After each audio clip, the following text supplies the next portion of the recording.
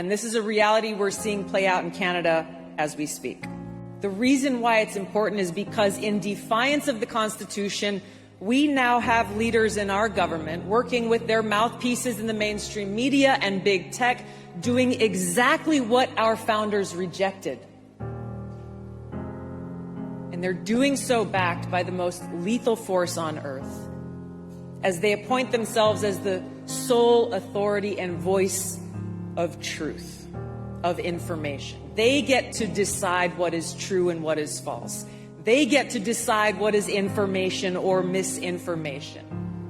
And they expect we, the people, to just blindly accept and follow. This is where we're at today.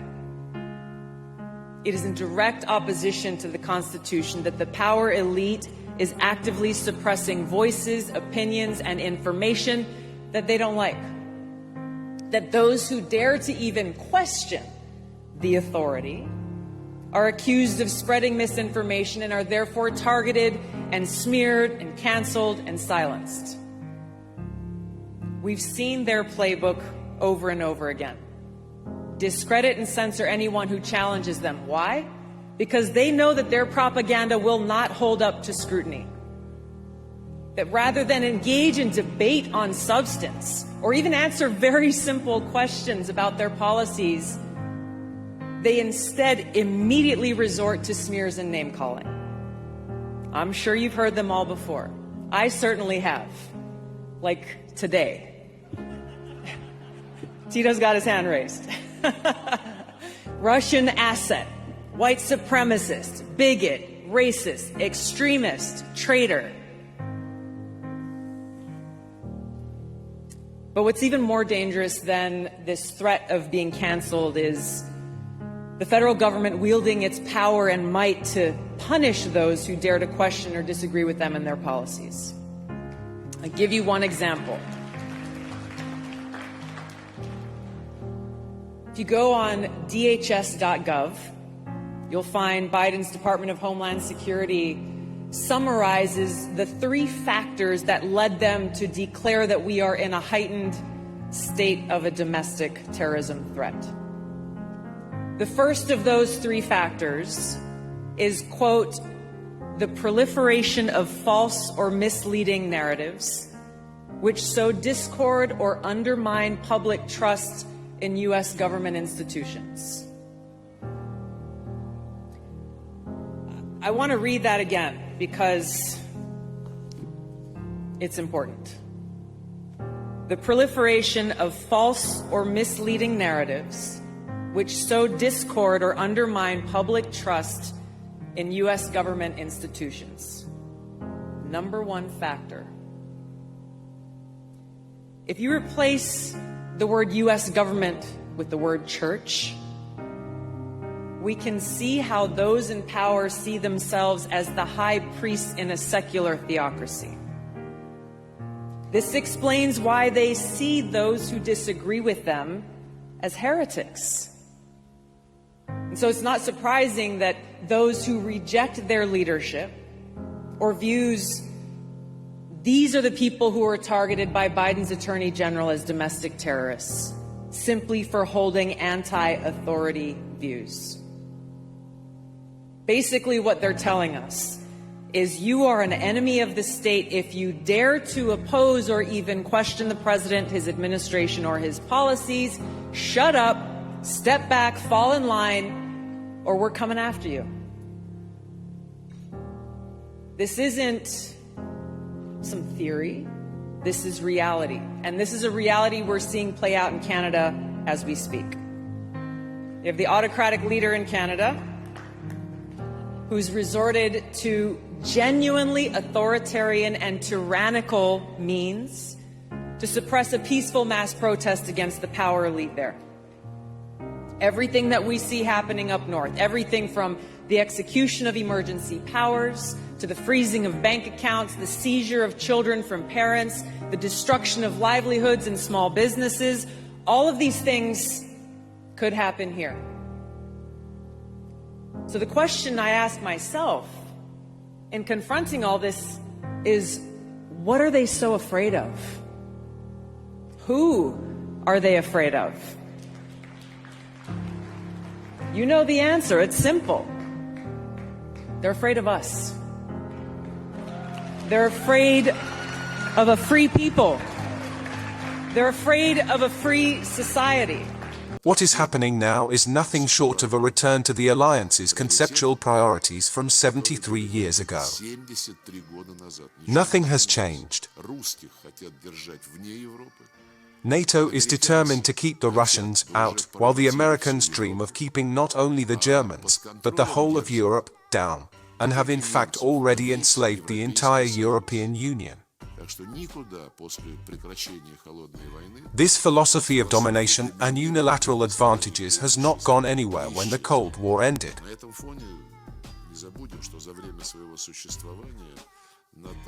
Over the time since the bloc was created, NATO has hardly been able to present a single real success story that would be to its credit. The alliance brings devastation and suffering to those outside it. I have already mentioned its aggressions against Serbia and Libya, which led to the destruction of Libyan statehood. Iraq got added to the mix.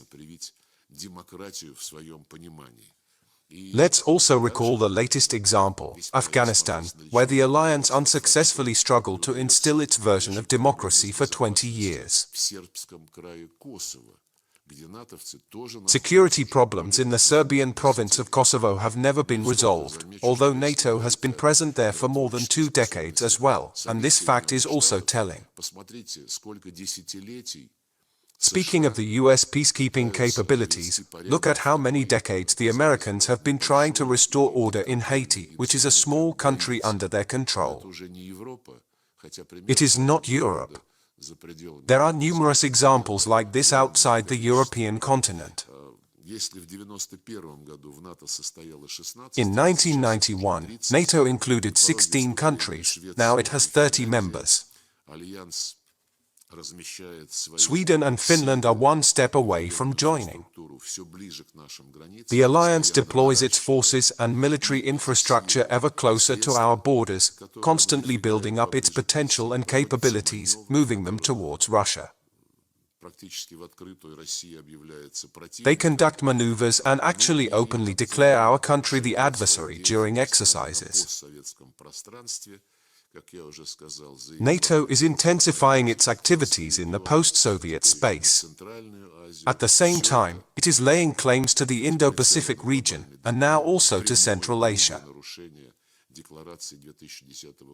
All these aspirations to global domination are a direct and flagrant violation of the 2010 Lisbon Declaration, which was signed by all presidents and prime ministers of the North Atlantic Bloc. Until recently, we did everything in our power to prevent a further deterioration in the Euro-Atlantic region. In December 2021, President Vladimir Putin made new proposals on security guarantees, a draft treaty between Russia and the US and a draft treaty between Russia and NATO.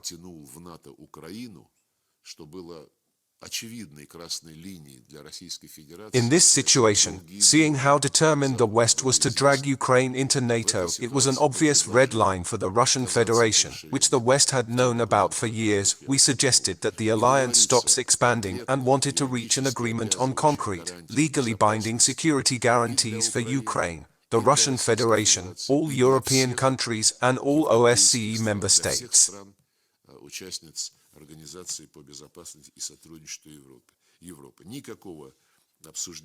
The attempt to begin a discussion failed.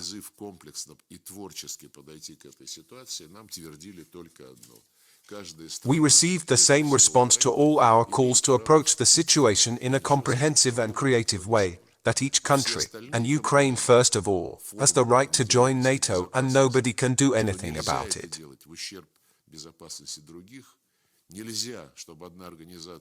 All components of a compromise formula about the indivisibility of security, that it should not be achieved at the expense of the security of other countries and that one organization should not claim dominion in Europe, all of them were simply ignored.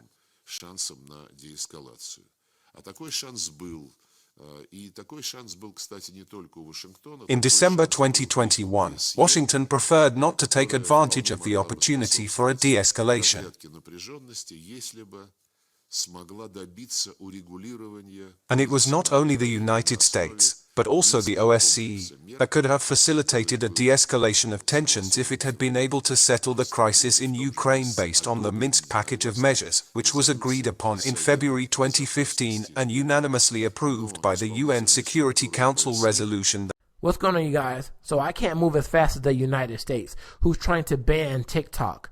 So while you can, download this video and reshare wherever you like. I'm putting the pieces together for you guys. For those of us that are waking up, some of us are not waking up because we're not meant to. But for the children that can hear the call and that are waking up, this video is for you. I'm putting together as much history as I can before they try to disband us. So we're going to have to find another way to communicate, because most likely America will be successful in banning TikTok. They know that the truth is getting out there and they don't want this information to move faster than them. So we have all seen that clip, right? With the archaeologist finding out that Shammai was unapologetically African, right? But the CT scan has one more surprise for Alejandro. Shammai's ethnicity. Well, they have just told me that Shammai had Nubian features, which means that their ruling family was probably Nubian, and that was unexpected. Examining Shammai's anatomy closely, the thickness of his bones and the shape of his nasal cavity, the anthropologists think he was a black African, likely from neighboring Nubia. A huge revelation that challenges the prevailing image of the Egyptian ruling class. We always thought the ancient Egyptian elite were Mediterranean type, and in this sense, Shammai is representing the society of the frontier, in which different ethnic groups were mixed. At the end, it doesn't matter the color of your skin. Shammai was Egyptian. What about the highly offensive archaeologists who didn't even want to admit that the Egyptians were black? We spoke to Dr. Zahi Hawass, an award-winning, world-renowned archaeologist. His life's work has been dedicated to the discovery and research of ancient Egyptian antiquities. Not surprisingly, his office is full of books on the topic, some of which depict dark-skinned ancient Egyptians. But he says there's an explanation. No, they were dark-skinned, but they were not black. But they are not Negro. Because look at the length of the Negroes like that, and the nose like this. It's not really in the Egyptian origin at all. It's different, completely different. Now listen to what this man said about the Greeks. That's one of the things I would most like you to come away with from this lecture. First of all, you cannot study the Egyptians as an archaeologist or as an astronomer or as a philosopher or as an anthropologist. You must put it all together because they put it all together. If you read what the Greeks said, not what we think, but if you read what the Greeks said, they said they got everything from Egypt. They got all their knowledge from Egypt. Pythagoras spent 15 years in Egypt. And what did he have to do? He probably had to spend 5 years convincing them that he was worthy to get the knowledge that they had. We now know that it was the Moors who sailed to Europe, teaching their civilization how to act human, how to be better, and how to basically take baths and everything. The Moors advanced the Europeans. And we know that after the Moors taught them all they felt like they needed to know, they set sail for Africa and they started conquering everything. Now listen to this Egyptianist and Arthur tell you why they rewrote our Egyptian history. Why did they rewrite our gods? What archaeologists do when they pull material from the ground or when they translate texts, they bring their own cultural baggage to that interpretation and the baggage of the times that they live in. And so it's imperative that we go back and continually reassess the things that we take as facts. Many of the early archaeologists came to the study of ancient Egypt and ancient Nubia from the perspective of Semitic languages or the study of the Hebrew Bible.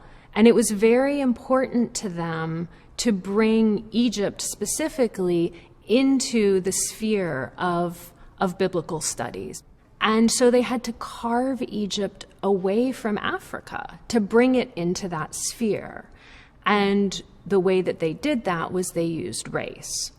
So these early archaeologists effectively made ancient Egypt white in the sense that they made it part of a dominant Western culture, and ancient Nubia was separated from that. It was black. It doesn't stop there, you guys. At this point, you ought to be convinced why you are so famous on this earth and why they are so jealous. Need a little bit more references?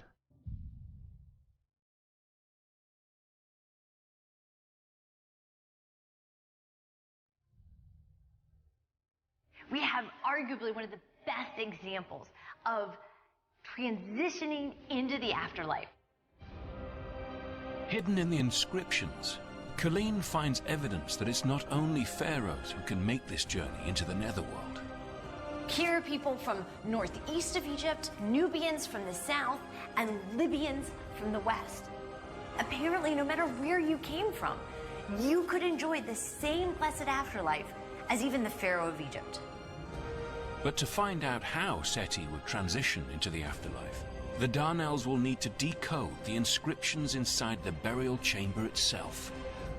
Are you guys convinced that they're trying to cheat their way into our afterlife? Are you not convinced why they are so jealous of you?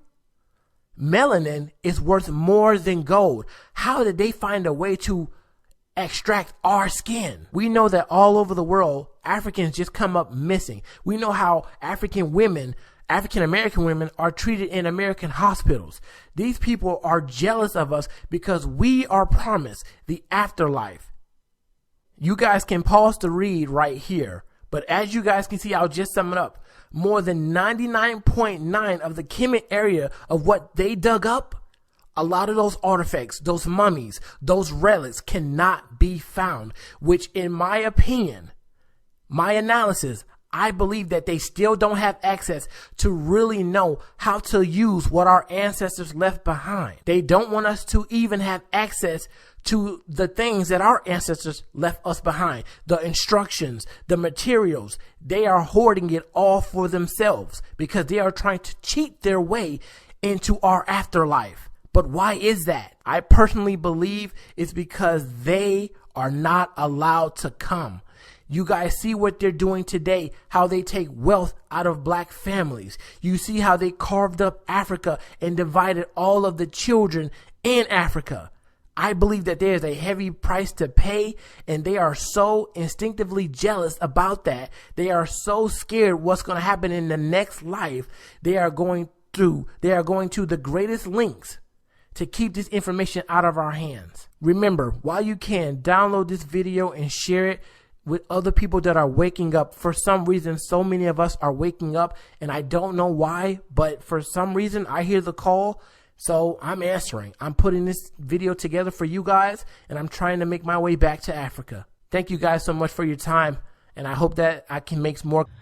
I wanted to share this with you today. I wanted to share with you how important it is for us to really, really, really get honest with ourselves. Get honest about what triggers us. Get honest about our own inner demons. And I wanted to say that having demons is not a bad thing. We've been taught through religion, right, that demons are bad. No, demons are not bad. Demons are just the dark side of the coin, while the angels are the light side of the coin. Two sides of the same coin, the yin and the yang. So we are not to fight our demons. We are to embrace our demons. We are to integrate with our demons because they're only here to show us where we're sleeping on ourselves, where we need to improve in our lives, where we may need to be more compassionate, where we need to understand that having the dark side is not a bad thing. It is an experience and a stepping stone for us to elevate in consciousness. So I honor my demons. I don't go trying to cast them out. I don't try to banish the demons out of my life. No, because they exist for a reason. I used to do that. I used to fear my demons so much that I would try to cast them out. I would try to sage. I would try to do all these spiritual practices to cast out the demons. Why am I casting them out? Because I don't want them there?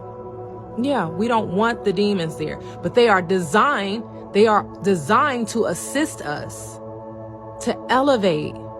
That is all. And when you learn to integrate with your demons, they will serve you.